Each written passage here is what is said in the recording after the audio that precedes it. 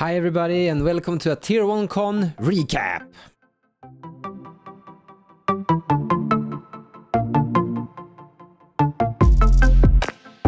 What is it? What do I think of it? What can we see from it from the future?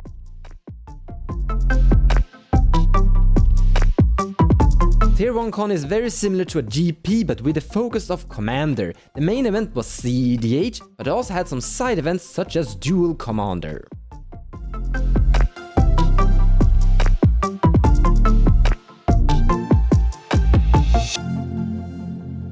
It all took place in a tiny little country in Scandinavia called Denmark, about here in Copenhagen.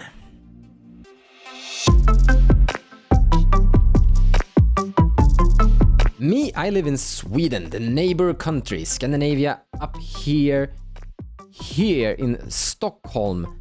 And we basically traveled by train this entire long road, somewhere down the line that road, all the way down to Copenhagen.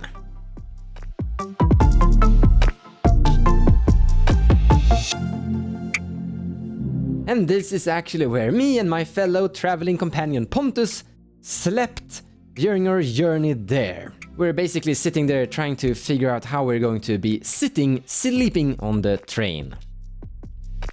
Big shout out to this guy Bart, he's actually the one who helped me get there. Without him I would probably still remain in Sweden. For me, the coolest part about this entire event was to finally meet a bunch of people I talked with over Discord or various social media, but actually never met. Into the north! I hate your deck! There were just so many things that was just happening at the same time, so I didn't really have a time to chat with everyone.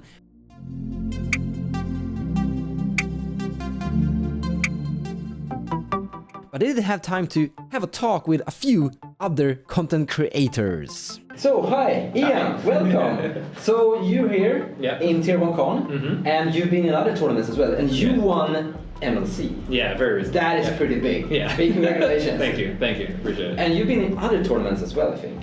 Yeah, so basically any online tournament with like some sort of following for cEDH in the past year, I would say I've probably participated in online, at least for those. The one paper DDM event that we had before the shutdown, and actually they're coming back, so that's pretty cool. And this being a paper event, how do you feel the difference? So one of the best parts about the cEDH community, and it's been such a shame due to COVID, right? Yeah. Is the in-person presence. Yes. Yeah, there's a reason I was like, leaving work at like 5 p.m. on a Friday, driving 8 hours to Washington, D.C., and then like, I know a lot of you are Europeans, so it probably doesn't make a lot of sense. Driving a long time for a GP, and it's because the community is so awesome. And a lot of that really just got like tucked away for a little bit, and there's still a lot of like really amazing stuff you can do online, but there's nothing quite like being with people that you've been talking to for like a really long time, like being able to actually like see them in front of you, to be able to grab a drink with them,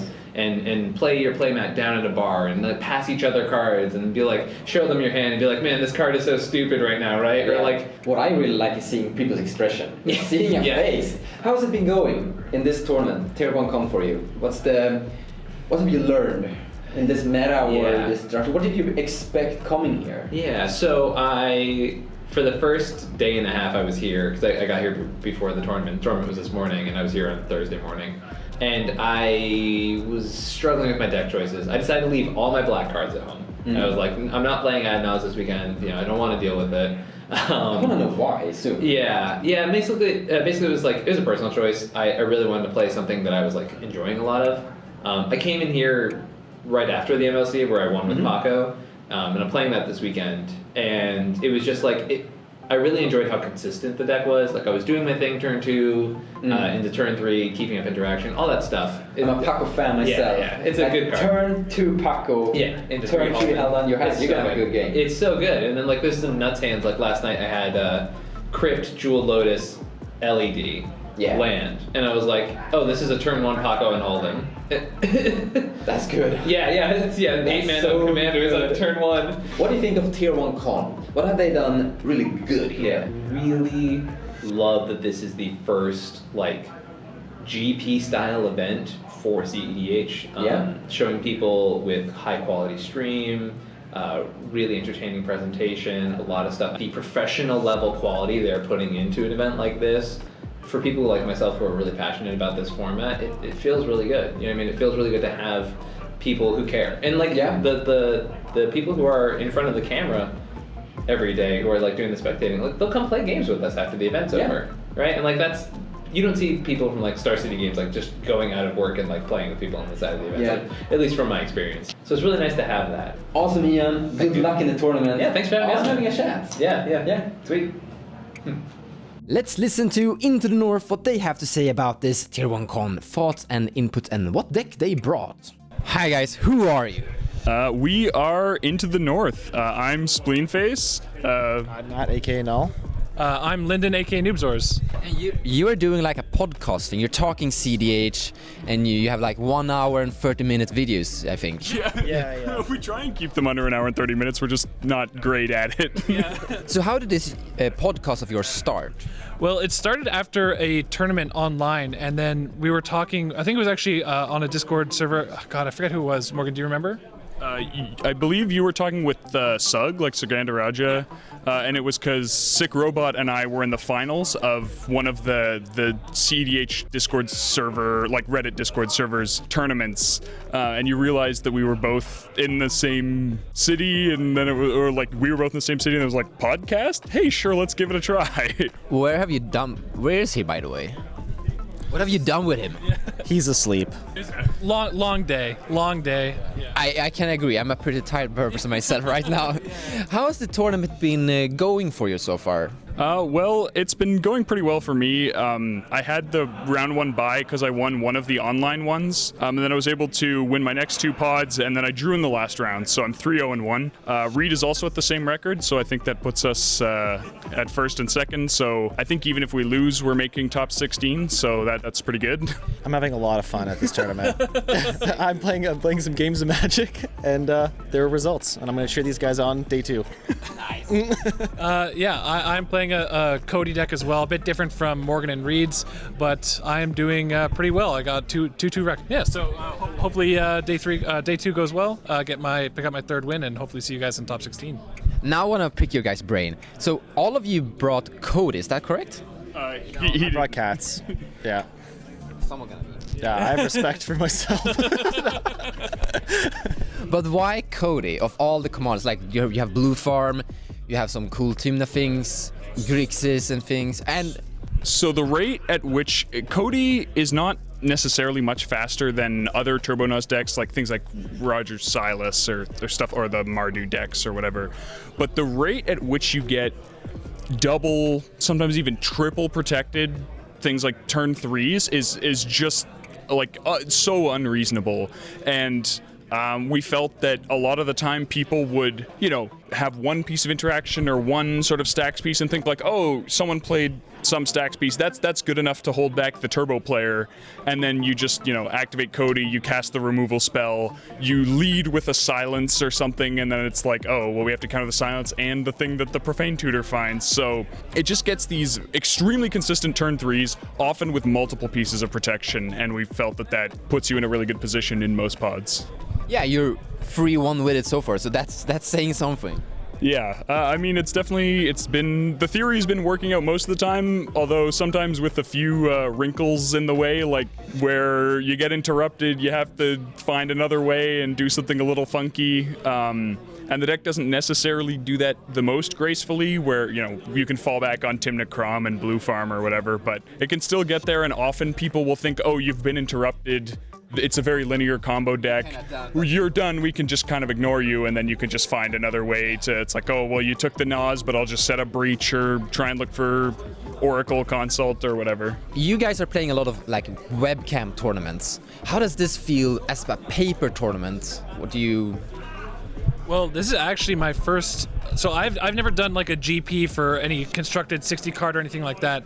This is my first GP. I've done GP like side events for Commander and stuff, but as a main event, dude, this feels awesome. The in-person Magic after the super long break from the pandemic, it just feels great to be playing paper Magic again. And this event is just so well organized. It makes the world of a difference between webcam and getting to sit face to face with someone. Yeah. So both me, Ian, and Into the North gave a clear approval. Good job, well done on you, Tier1Con. We were quite happy about it. Cody actually won the entire tournament, and if you're interested in listening to a podcast about Cody from the guys that constructed it and from Reed who won with it, in the description below of this video there's a link to the Into the North podcast. I don't know when they're actually gonna make that podcast of Cody, but I'm pretty certain they're gonna make one. But I was also able to interview one of the two guys behind the entire organization, picking their brains about their future plans. Hi there, who are you and what are you actually doing here?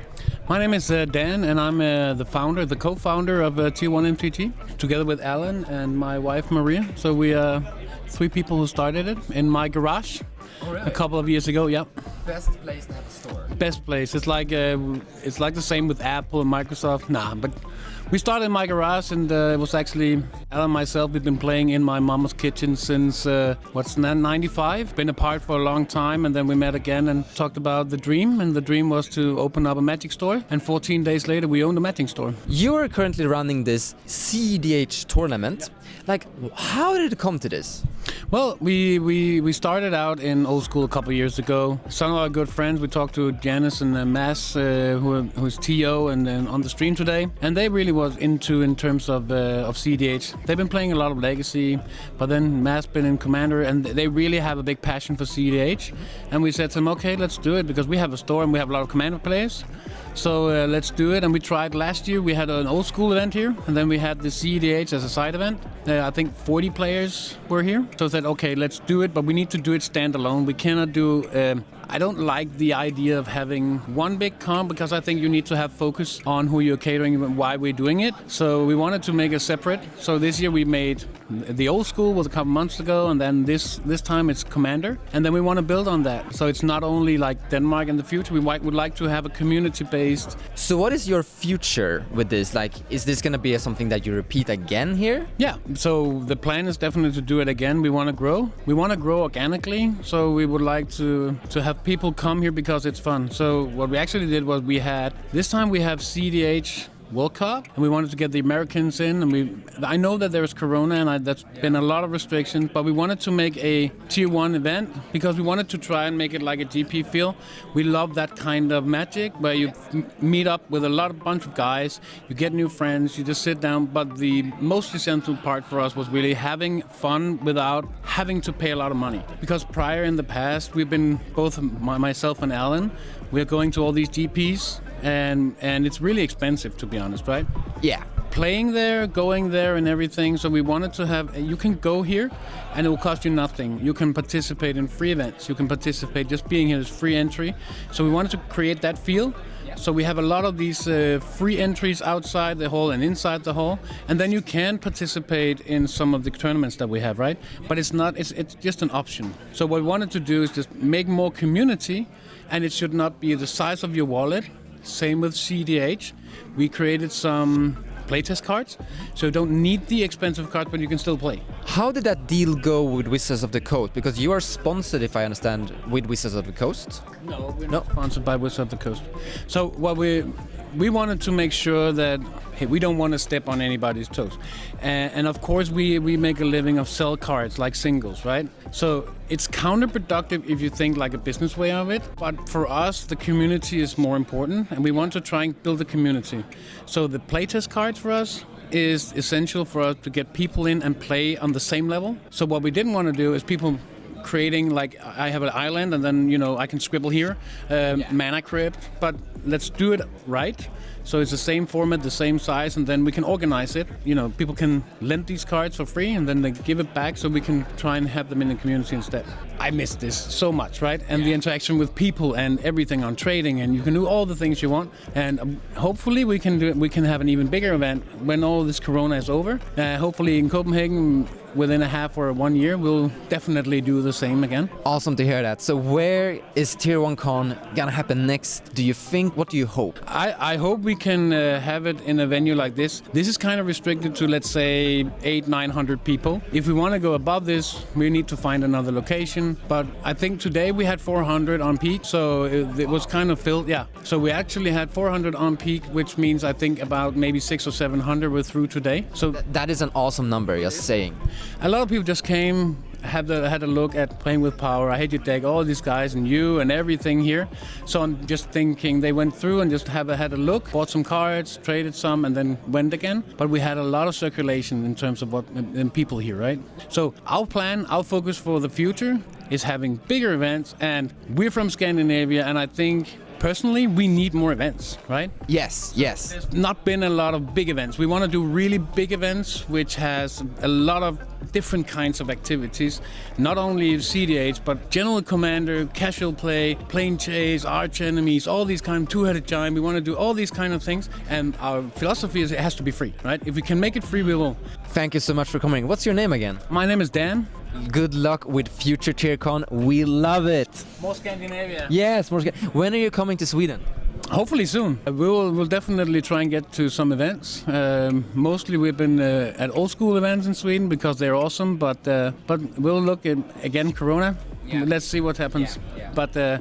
But whenever we can, we will go on the road. We love being on the road and meeting people. I have my hopes for this and that Corona ends and we can have more things like this. Thank you so much for the talk. Thank you. So if we can just get COVID under control, I believe one of my dreams of having cEDH like a GP event on a big scale might really come true. How would you describe, kind of not the meta, but the decks that are being played here? Did you expect this or did you expect something different? I think my expectancy was kind of alright. We had a lot of Renota, which I actually tagged a card against, and in every game where I played Renota, I wish I would have drawn that one card, but that's not how it works, sadly. And besides that, we just have a really wide mix of everything. But that's what you expect of open meta, especially if people bring their own cards. It means they're playing the deck they're used to.